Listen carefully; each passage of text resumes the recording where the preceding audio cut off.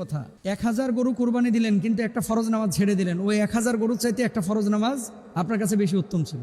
অনেক মানুষ আছে হাটে যারা গরু বেচতেছে, যারা গরু কিনতেছে, নামাজ পড়ে না। তাহলে খুলুসিয়াত এটা আপনার ভিতরে থাকা লাগবে, নাম্বার 1। নাম্বার 2, ইন্নামাল আমালু বিন্নিয়াত। গরু যত বড়ই হোক কোরবানি করতে হবে একমাত্র আল্লাহ সুবহানাহু ওয়া তাআলার জন্য, কোনো মানুষকে দেখানোর জন্য কোরবানি করা যাবে না। 2 নাম্বার। 3 নাম্বার, হারাম টাকায় কোরবানি করা। ইন্নাল্লাহা তাইয়্যিবুন লা ইয়াকবালু ইল্লা তাইয়্যিব। আল্লাহ নিজে পবিত্র, তিনি পবিত্র জিনিস ছাড়া কবুল করেন না। আপনি হারাম টাকার কোরবানি করবেন, সুদের টাকায় কোরবানি করবেন, ঘুষের টাকায় কোরবানি করবেন, আরেকজনের হক মারা টাকায় কোরবানি করবেন, এই কোরবানি কিন্তু আল্লাহ তাআলা কবুল করবেন না। Be careful. এই জন্য এমন ভাবে কোরবানি করতে হবে যেটা একবারে হক হালাল পয়সা, যেখানে কোনো ভেজাল নাই, এরকম পবিত্র পয়সা দিয়ে কোরবানি করবেন। 4 নাম্বার, নামাজ না পড়ে কোরবানি করা। আল আহদুল্লাযী বাইনানা ওয়া বাইনাহুমুস সালাতু ফামান তারাকাহা ফাকাদ কাফার। আমাদের এবং বেঈমানদের মধ্যে পার্থক্যই হচ্ছে নামাজ।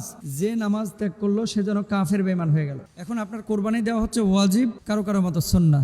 ওয়াজিবের জন্য আপনি 1 বছর টাকা গোছাইলেন। অনেক গ্রামে দেখবেন চাচিরা খালারা ছাগল পালে, কেন? হুজুর কোরবানি দিতে হবে তো এই জন্য ছাগলটা পালতেছি। তো আপনি 1 বছর ধরে কোরবানির প্রিপারেশন নিচ্ছেন, অনেকে টাকা জমাচ্ছেন, অথচ এই মানুষটা নামাজ পড়ে না। তাহলে কিভাবে আপনার কোরবানিটা কবুল হবে ভাই বলেন? কিভাবে আল্লাহর কাছে পৌঁছাবে? এই জন্য নামাজও ঠিক রাখতে হবে, কোরবানি করতে হবে, তাহলে আল্লাহ তাআলা কোরবানি কবুল করবেন ইনশাআল্লাহ। আর কিছু কিছু মুহাদ্দিস বলতেছেন যে নামাজ পড়ার অর্থ ইমানই নাই, ও কোরবানি দিলেই কি না দিলেই কি। মানে দেখছেন মানে ইম্পর্টেন্স কি পরিমাণ এটার। 5 নাম্বার, আল আওরাউল বাইয়িনু আওরুহা ওয়াল মারিদাতুল বাইয়িনু মারদুহা ওয়াল আরজাউল বাইয়িনু যালউহা।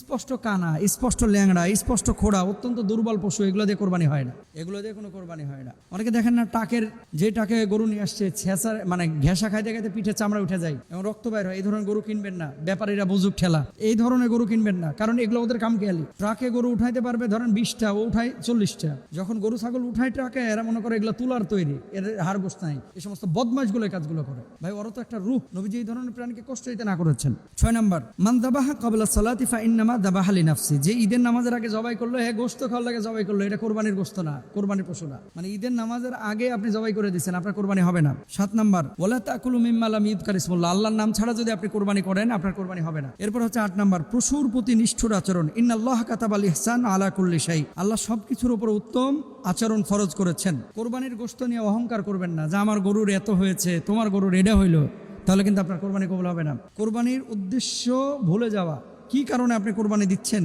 এই মাকসাদ থেকে আপনি দূরে সরে গেছেন, কোরবানি কবুল হওয়ার সম্ভাবনা খুবই মানে ক্ষীণ। এরপরে আরেকটি কারণ রয়েছে, কোরবানির পশুর বয়স ঠিক না হওয়া। যেগুলো শর্ত আছে যে ছাগলের বয়স 1 বছর অথবা 6 মাস, গরুর বয়স 2 বছর, মহিষের বয়স 2 বছর। তারপরে কোনো গরু আছে যেগুলো দেখতে খুব রুষ্টপুষ্ট, এগুলো 1 বছর পরেও কোরবানি করা যায়, কিছু কিছু মুহাদ্দিস বলতেছেন।